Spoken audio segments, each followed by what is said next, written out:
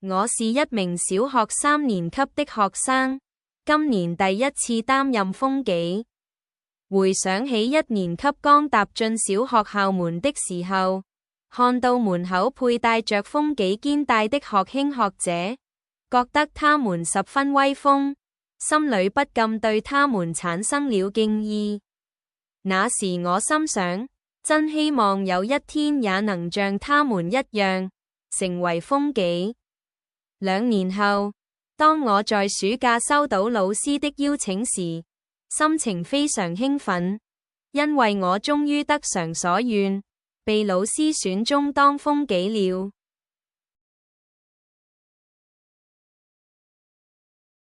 現在，我每天都要在學校不同的地方當值，協助老師維持秩序。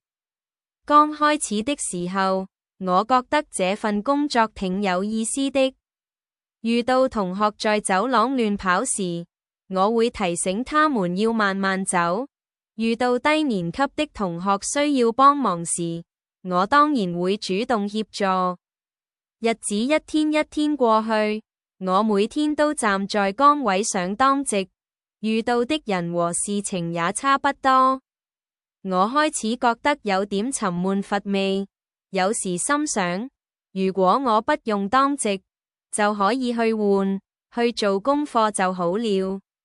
可是現在，我只能站在這裏，心裏真有點不是滋味。我常常問自己，我站在這裏當值，真的有意思嗎？我是不是在浪費時間呢？一天回家的時候，我遇見一位準備進大廈的送貨員，保安員先詢問他的身份，查看身份證，再幫他登記。完成這些程序後，保安員還主動幫他開門和按電梯。那一刻，我突然明白了一些事情。保安員每天都坐在崗位上，工作看似單調又枯燥。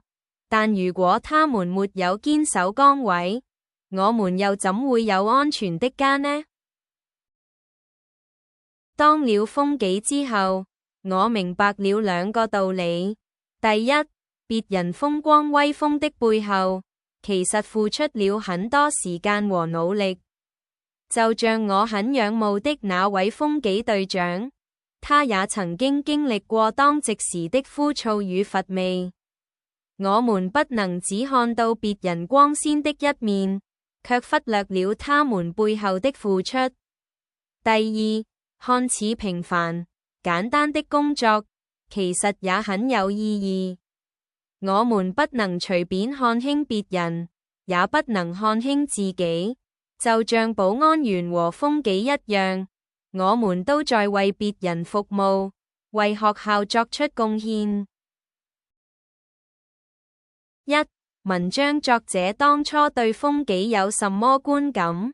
A. 風紀的工作很有意義。 B. 風紀的工作很光鮮威風。 2. 當了風紀一段時間後，作者喜愛自己的工作嗎？請列舉原因。 3. 從文章內容來看，作者對風紀這個角色最後的看法是什麼？ A. 有趣，而且有意義。 B. 枯燥，而且沒有意義。 C. 有趣，但沒有意義。 D. 枯燥，但很有意義。4. 自由創作題，你認為作者應該要繼續當風紀嗎？請列舉原因。